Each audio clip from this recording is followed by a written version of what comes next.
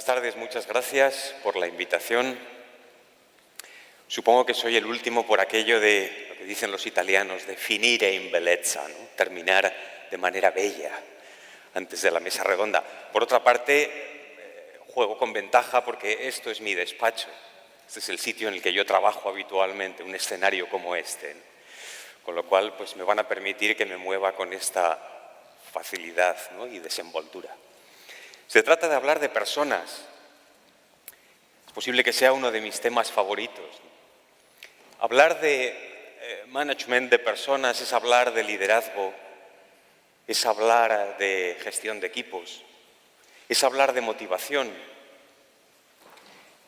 Siempre que me invitan a participar en programas, en clases sobre motivación, comienzo diciendo que no creo en la motivación. Siempre noto un cierto carraspeo, un movimiento en las sillas de los organizadores. Seguro que era este el tipo al que había que invitar, apuntaste bien el nombre. No creo en la motivación porque la motivación no existe. Lo mismo que no existe la soledad. Existen personas que se saben o se sienten solas. Lo mismo que existen personas que arrastran a otras. Y son motivadoras. Pero la motivación nunca se puede considerar como una especie de sombrero o abrigo o algo que yo me pongo para motivar, ¿no? Una técnica, la táctica de motivar a mi equipo. Siempre digo que la motivación es la consecuencia automática necesaria de la autenticidad. La autenticidad es el fruto de vivir la vida y mirar las cosas de una determinada manera. El amor por el propio quehacer, el respeto a las personas dotadas, por tanto, de dignidad y de grandeza que nos rodean, compañeros, colaboradores, equipo. Esto es algo con lo que los directores hemos de trabajar, los directores de orquesta hemos de trabajar a diario. ¿Cómo conseguir enamorar a tu equipo? Enamorar a tu equipo, que es la orquesta, es un equipo realmente muy complejo. Son 80 instrumentistas que tienen un enorme talento, muchísima preparación y posiblemente un criterio tan legítimo como el del director sobre la interpretación, sobre la música que tienen que trabajar, etc. ¿Cómo conseguir enamorarlo en interpretaciones de partituras que posiblemente hayan tocado cientos de veces? Con lo cual no da tanto en el contenido de lo que un gran motivador transmite, cuanto en esa autenticidad que no se puede fingir, ha de ser natural. Esa autenticidad que despierta de manera automática una respuesta de tipo entusiasta, gozosa. Como digo, cuando es de verdad, cuando es legítima, cuando es auténtica.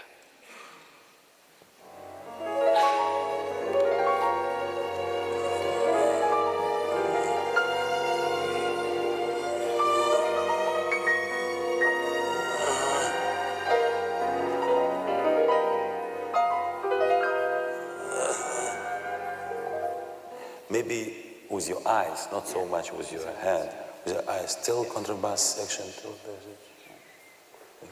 They will do it. Yes. You never have to talk about it. People understand it like this.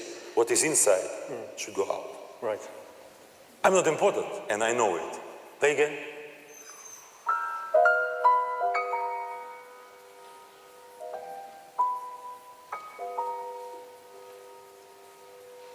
I'm important now. You cannot start without me.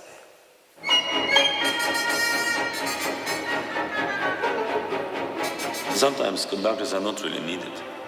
It's not that conductor does so many things and everyone depends on what he does all the time. Not really. But then comes next, most difficult, but also more rare combination, when conductor takes risk and really wants to create something.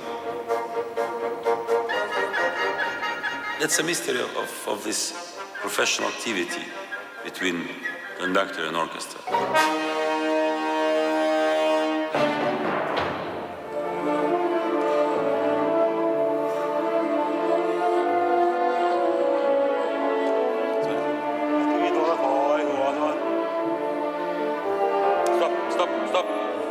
Возвращение не надо поговорить. Не надо эту ноту налегать. По музыке это сразу примитивно. Потом Да, потому что раз, два, три, четыре мы этому учились в школе. А вот передача настроения, передача состояния внутреннего, энергия, экспрессия, вот это очень важно. не надо играть лам-па-па. Очень легкая восьмушка, легкая, собранная, не надо ее возить. То же самое.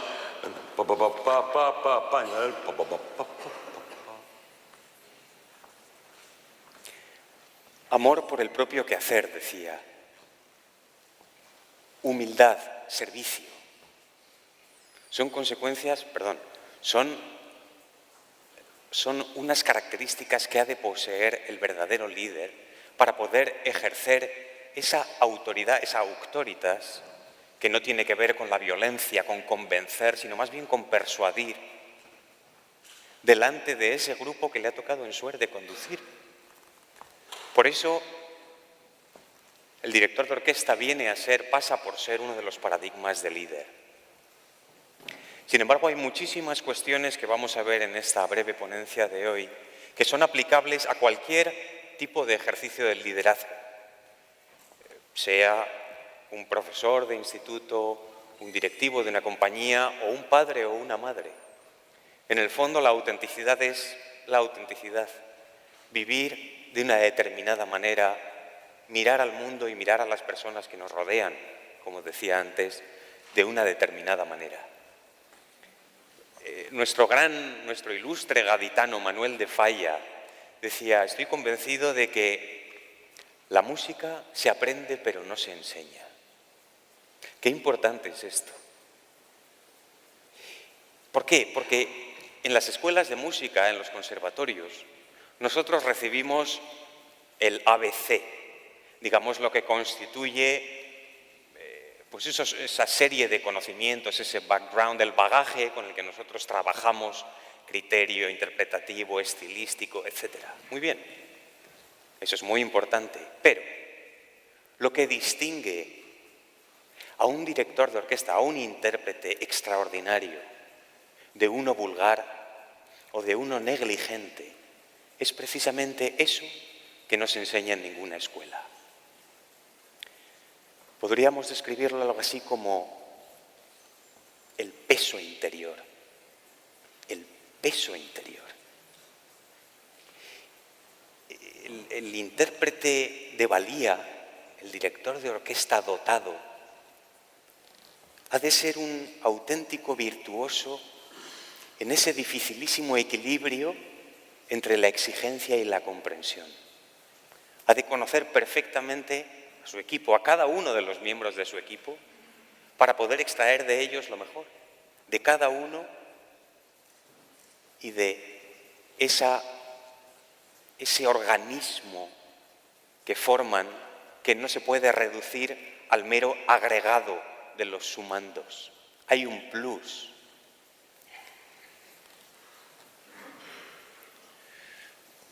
Para ganar en ese peso interior, para ser personas con grandeza, con peso interior.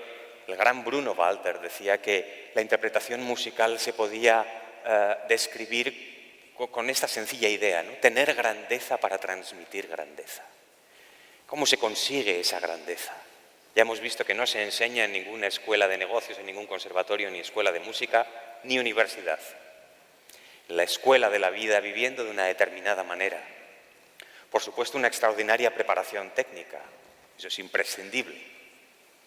Los primeros que la necesitan para respetar la autoridad del director son los músicos. Si no, el grupo se disgrega.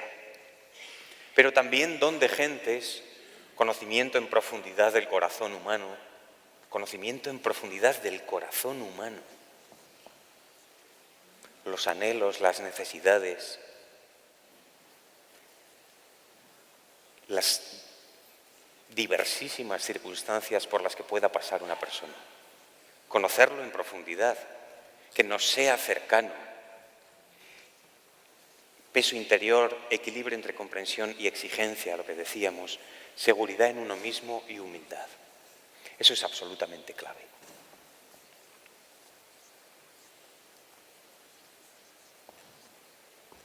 Hay una cuestión muy importante a la hora de ejercer el liderazgo musical, que es el director tiene que tener la fuerza y la preparación y a la vez la humildad suficiente para saber en qué momentos tiene que, por decir así, ceder parte de su liderazgo. Y de esta manera no pierde en absoluto la autoridad, al contrario, la gana, en grado sumo. Los músicos lo captan inmediatamente. ¿Por qué? Porque un director dotado es perfectamente consciente de que la interpretación resulta sobrecogedora cuando la inspiración viene del equipo, de la orquesta, no tanto del director. El director solamente tiene que ser como un canal, un puente, un medio a través del cual fluye toda ese torrente de información, de afectos, de verdad que se da en la interpretación musical. Ceder liderazgo, proponer sin imponer, establecer como una especie de tablero de juego donde se dé un sano, legítimo y sano y enriquecedor y fecundo intercambio de ideas, de visiones de la música. Auctoritas versus potestas, ¿no? Hablábamos de esto. Se acabó el ordeno y mando. Se trata de suscitar, no de imponer. La orquesta reacciona de esa manera. Un director poco maduro, digamos, con poca formación, puede pensar que la mejor manera de trabajar con una orquesta es decirles en todo momento lo que tienen que hacer. Puede pensarlo. Indudablemente, esta manera de trabajar da resultados a corto plazo. Sin embargo, en el largo recorrido, en el largo plazo, esa manera de trabajar erosiona el talento, la ilusión, el optimismo de la orquesta. Y las orquestas que tocan bajo esa disciplina, que por desgracia son unas cuantas, nunca tocan a su mayor nivel posible. Aceptar las propuestas del grupo. De hecho, sucede que cuando una orquesta, los músicos llevan tocando suficiente tiempo juntos, aquello forma un organismo con vida propia, con respiración propia. Es la orquesta como grupo la que a veces ofrece alternativas. Una fluctuación del tempo, un cambio de color, una determinada dinámica, ideas. Las está ofreciendo la orquesta, no es el resultado de una votación, ¿no? Pienso que ahora podríamos hacer un retardando, no, sencillamente el grupo lo ha sentido a la vez y se lo ha ofrecido al director. Bien, lo más estúpido que podría hacer un director de orquesta sería rechazar esa idea porque no se le ha ocurrido a él, que es el jefe. Debe sentirse honrado de trabajar con un equipo que está vivo y que ha entablado un diálogo con él, como digo, mutuamente enriquecedor. Y eso hará de él un líder humilde. Tomarle en todo momento el pulso al grupo, saber en cada momento qué tipo de liderazgo requiere este grupo de mí ahora. Y en función de eso, ajustar. Tener siempre una batería de posibilidades, de soluciones a los distintos problemas. Ajustar la manera de trabajar a la vida, a la realidad viva, viviente de ese grupo humano, ¿no? Que, como digo, está formado por personas, no por máquinas.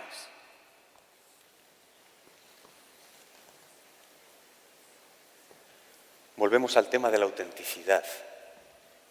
En el mundo actoral, a la autenticidad se le suele llamar irradiación. Irradiación. Eso es lo que tiene el verdadero líder. Irradia. Como decía antes, despierta en cuantos lo rodean una respuesta de adhesión gozosa. No sabemos por qué, pero arrastra. Todos tenemos la experiencia de haber dado con personas así, ¿no? Personas que arrastran. Siempre hay personas que arrastran y otras a las que estrangularíamos con un calcetín, ¿no? Pero es así. O sea, esas personas me iría contigo al fin del mundo. Irradiación en el mundo actoral, veíamos antes.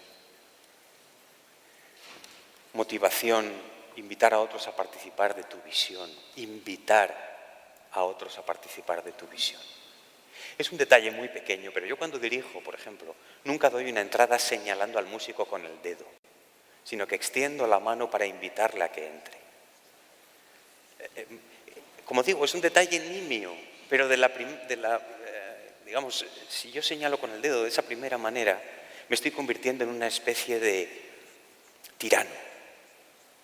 Y sin embargo, invitándole a participar, me siento un anfitrión. La triple misión del director de orquesta, brevísimamente. Como concertador, el director como persona que sabe trabajar con una orquesta. Un buen concertador es un director que sabe hacer un buen ensayo, una buena sesión de trabajo con la orquesta. Muchísimas orquestas experimentan a diario que esto no es patrimonio de muchos directores. Por ejemplo, esto puede sonar a verdad de perogrullo, sin embargo es realmente importante, imprescindible, para todos nosotros. Para poder solucionar los problemas que se presenten, he de conocer su naturaleza. No solo he de poder detectarlos, sino saber perfectamente a qué se deben, a qué se debe su irrupción. Si el viento, por ejemplo, tiene problemas de afinación, si la orquesta no domina rítmicamente un determinado pasaje, etcétera, etcétera, se puede deber a múltiples causas. Una inadecuada temperatura de la sala, falta del debido descanso, falta de preparación o sencillamente que hay que trabajar en equipo más.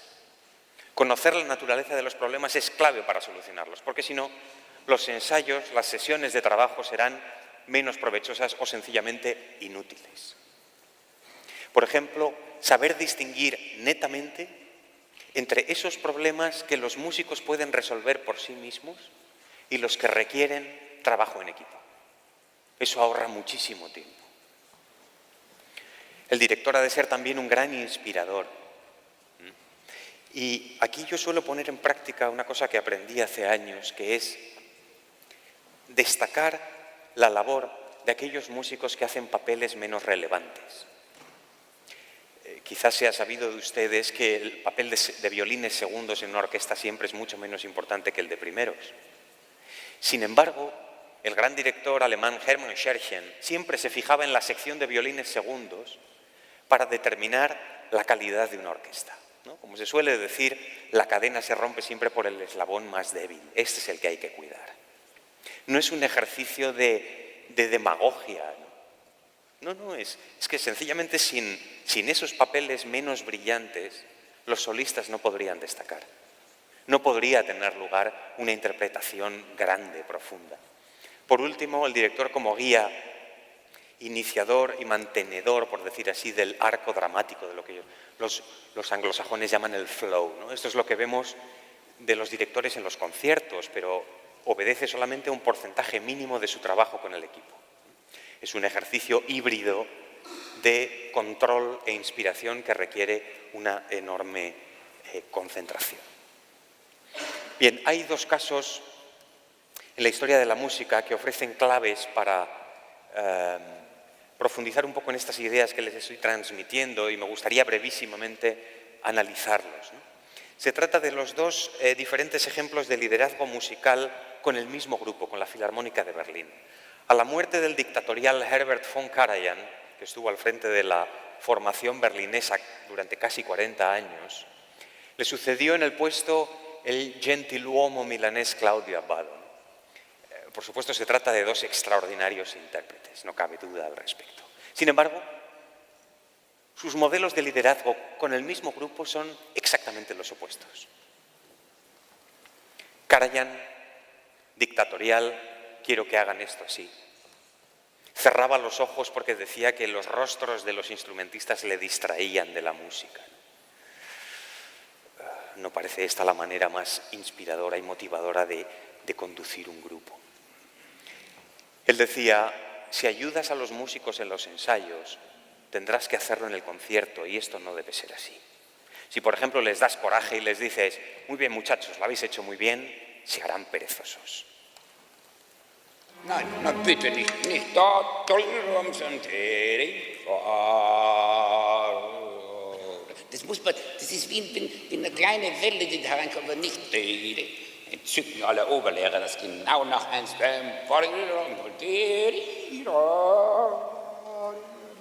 Das wurde dann wirklich akribisch, wurde das eingearbeitet, einstudiert. Was mir fehlt, ist das gleichmäßige Aushalten im Ausdruck vom Ass. Das fängt gut an, dann hört es plötzlich auf. Eins. Nein, nicht, aber wie kann man so gedankenlos eins? Und bis er hat bekommen diesen Klang, was er wollte, er sagt, ja, so mit so einem Klang bitte spielen. Die Hände, die Fingerspitzen, das Bewegen und jetzt kommt die Person. Dieses Mächtige. Karajan war ein Despot. Er hat natürlich gesagt, gezeigt, so ist es. Wenn er gemerkt hat, dass er das nicht kriegt und er könnte es aber geben seinem Gegenüber, dann war er wirklich Despot. Sie können nicht dirigieren, ohne ein Machtmensch zu sein. Das nimmt Ihnen kein Orchester der Welt ab. Und wenn einer nicht will und hat es seine eisblauen Augen zu schlitzen, da ziehe ich die Schrauben an, dass jeder von mir auf dem Bauche kriegt. Ja, er hat Angst verbreitet, unschuldig und ungewollt, schon allein durch seine Anwesenheit. Seine schwierige Kommunikationsgabe, er sprach ja deutlich wenig.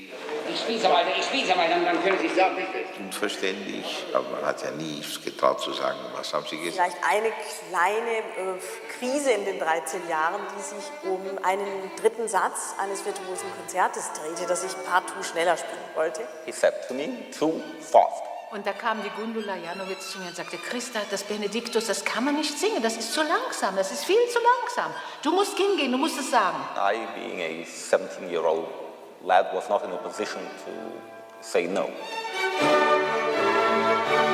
Ich war damals 16 und einfach nicht in der Stimmung, mich da unterbügeln zu lassen. Und da ging ich hin und habe gesagt, Herr von Karajan, das Benediktus ist uns zu langsam, das können wir nicht singen. Und habe flott mein Tempo durchgehalten und versucht, Teile des Orchesters irgendwie auf meine Seite zu ziehen. Aber Meister von Karajan hatte die Herren im Griff.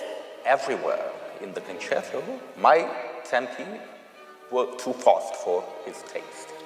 Wenn Sie das nicht singen können, dann muss ich mir eben andere Sänger holen, nicht wahr? Es stand kurzfristig auf Messerschneide. Bessere wie uns kriegen Sie nicht. Und daraufhin hat er es etwas schneller gemacht.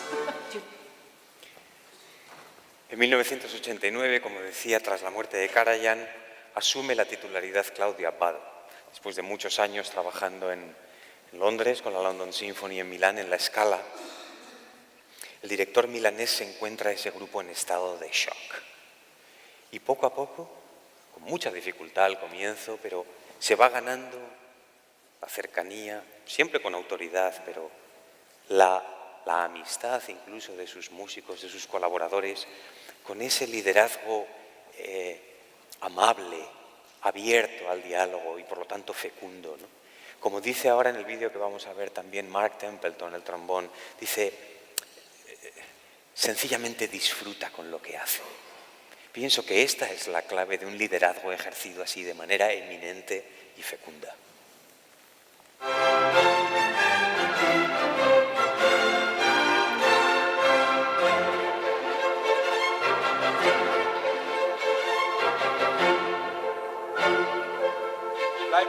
Mit Claudio Abbado, da verbindet uns eigentlich, muss ich sagen, seit wir ihn kennen, dass wir uns sehr wohl miteinander fühlen. Es ist einfach immer so, dass man das Gefühl haben musste, dass es zu einer Zusammenarbeit kommt.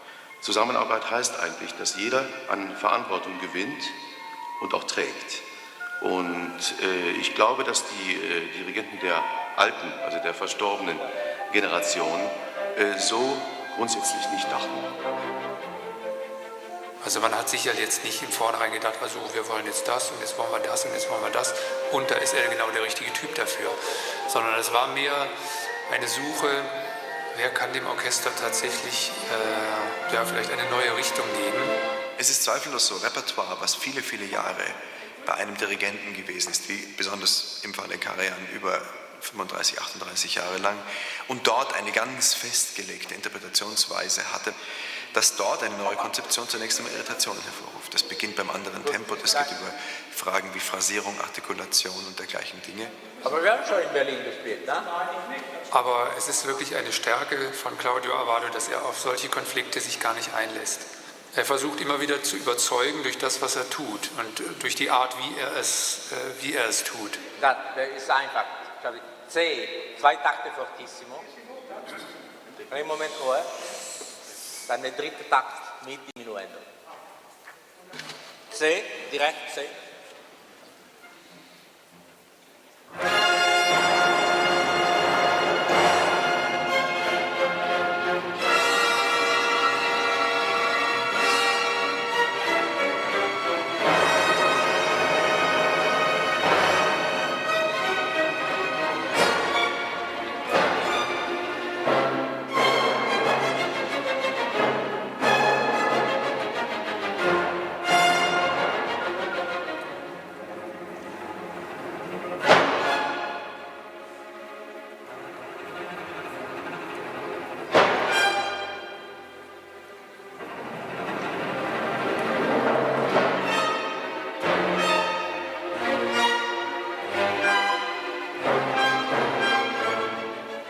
Das möchte ich also als besondere Qualität bei Herrn Claudio Abbado doch feststellen, dass er nicht beharrt auf einer Idee, die er hat.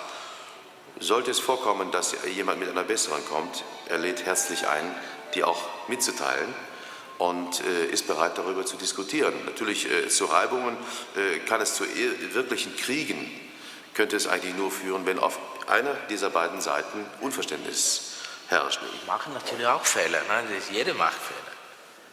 Und es ist, ich glaube, zu dumm, wenn man sagt, nein, ich bleibe mit meiner Idee, auch wenn es falsch ist. Wenn es etwas besser für die Musik, dann man sollte doch die Idee nehmen von dem Solist oder der Musiker von der Orchester. Es ist also nicht ein einseitiges Bestimmen.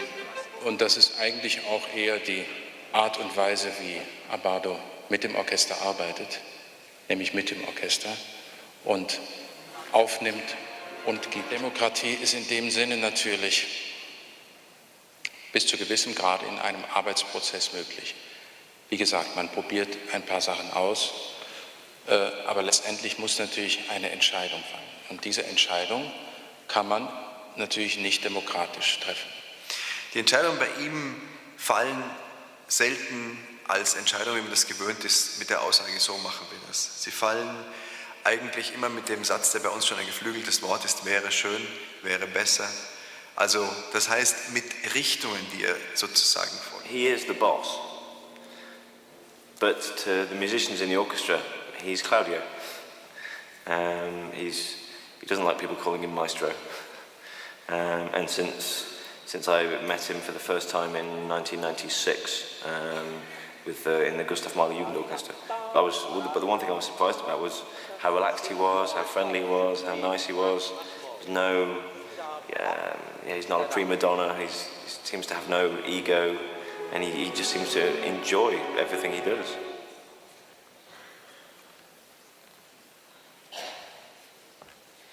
Ese magnetismo, esa persuasión que se sigue del verdadero líder.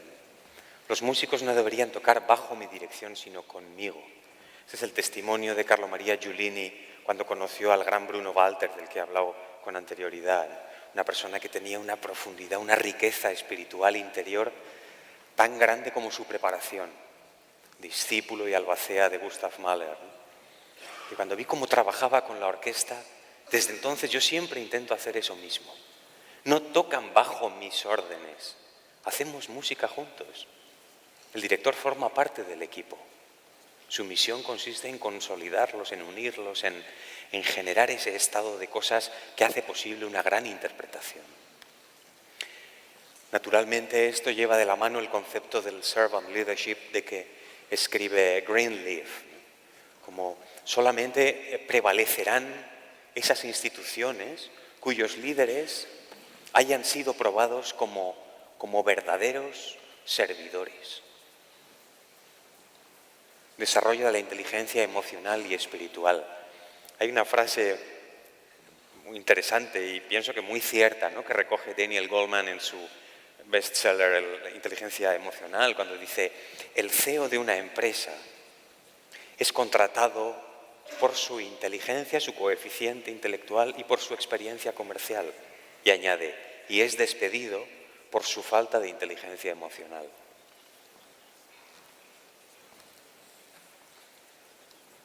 La autenticidad, como decía al comienzo, y retomo el tema, es fruto de vivir una vida sin fracturas, una vida en la que todo, aficiones, trabajo, vida personal, profesional, todo, ¿no?, cuanto constituye el entramado de nuestro día a día, todo eso está jerarquizado, estructurado, pero no compartimentado. El verdadero líder no lleva máscaras que se pone en función de las circunstancias, de las situaciones que tiene que afrontar. Es la misma persona allá donde está. Eso es lo que no se puede fingir, despierta automáticamente una respuesta de adhesión. Es la actitud, es no olvidar lo que ya tenemos. Es muy importante fijarse metas, tener siempre metas altas para crecer, pero no olvidar lo que ya tenemos. De alguna manera la meta ya está al comienzo. Familia, amigos, relaciones, situación, formación. Todo eso no podemos olvidarlo, porque en definitiva es lo que dota a la vida de sentido y la hace grande, rica, poderosa, ¿no? Entonces es cuando uno entiende que vivir una vida con sentido, es decir, tener éxito, no tiene nada que ver con tener reconocimiento social. Una madre, una enfermera, un administrativo pueden ser personas muy exitosas, porque la vida con sentido, la vida lograda, no consiste en crecer hacia arriba, sino hacia adentro. Y cuando uno crece hacia adentro, entonces está en disposición de que su vida pueda crecer, como un árbol dotado de poderosas raíces.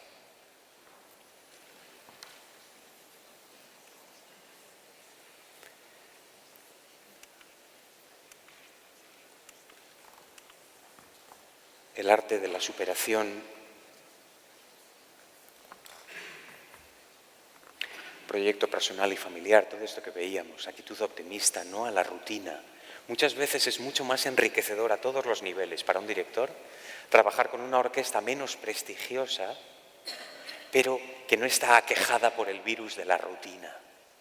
El trabajo es muchísimo más enriquecedor a nivel musical, personal, espiritual, mucho más.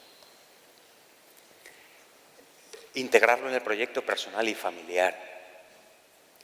Si el motor de nuestra actividad, de nuestra actuación, son los incentivos económicos, jamás podremos liderar a un grupo, porque nuestra vida no será auténtica.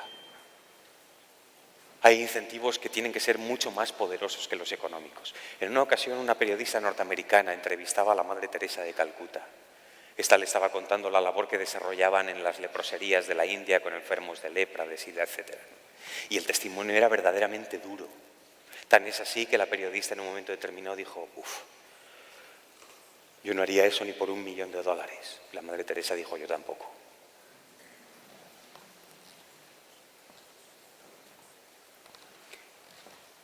Tras el estrepitoso fracaso de su primera sinfonía, el compositor ruso Sergei Rachmaninoff cayó en una depresión terrible.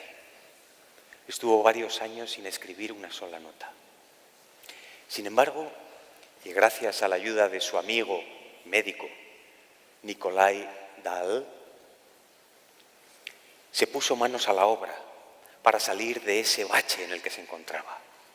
El médico le dijo: la queja, y eso nos puede hacer pensar también en las circunstancias que venimos arrastrando también, ¿no?, en la sociedad, en nuestro país, en Europa, en el mundo entero, ¿no? La queja es razonable o es comprensible, pero siempre es estéril. Tienes que componer una obra sinfónica con piano solista, ya que tú eres pianista y un gran pianista, con la que te demuestres a ti mismo y demuestres a tus coetáneos y a la posteridad que por méritos propios vas a engrosar la fila de los mejores creadores de la historia de la música. Sugestionado con esa idea, compuso su segundo concierto para piano y orquesta. A juicio unánime de todos los entendidos, es una obra, un concierto para piano que no tiene ni una sola caída de tensión. Es sencillamente perfecto de comienzo a fin y de una belleza arrebatadora. Casi 100 años después, nace en Japón Tsuji Nobuyuki, ciego, pero con un talento para la música extraordinario. Tan es así que a los 7 años gana su primer concurso para piano y a los 20 la medalla de oro en el Van Cliburn, uno de los principales concursos en el mundo del pianismo internacional. Quería terminar mi exposición con un breve vídeo que recoge el momento en el que Nobuyuki tiene su debut en los conciertos, en los proms de la BBC en Londres, precisamente interpretando el concierto número 2 de Rachmaninoff. Da la impresión de que Rachmaninoff lo mira con cariño, con afecto, desde la distancia de esos 100 años, diciendo: me siento orgulloso de haber escrito este concierto, porque no solo ha servido para que yo crezca, sino también para que tú cumplas tu sueño. Tsuji. Es realmente conmovedor ver cómo en esa obra, en esa magnífica obra, se encuentran el reto del compositor y del intérprete. Y le está diciendo: estás demostrando a las personas que te rodean, a la sociedad entera, que solamente aquel que cree de verdad en su sueño lo puede poner en práctica.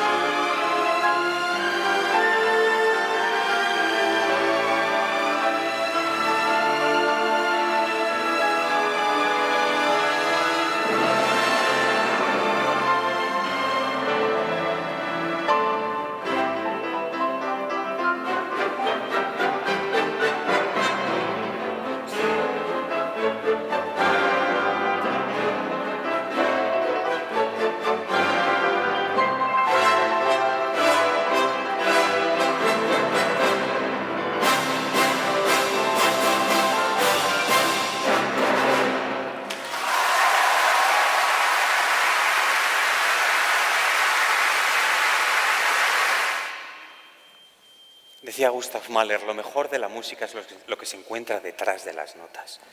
Y nuestro gran poeta Pedro Salinas, en esos versos que son como el alma del talento, el alma despertadora del talento y de la inspiración, decía: perdóname por ir así buscándote tan torpemente, perdóname el dolor alguna vez. Decía: es que quiero sacar de ti tu mejor tú. Esa es la virtud del verdadero líder. Ver una valiosa escultura donde los demás solamente probablemente ven un bloque informe de mármol.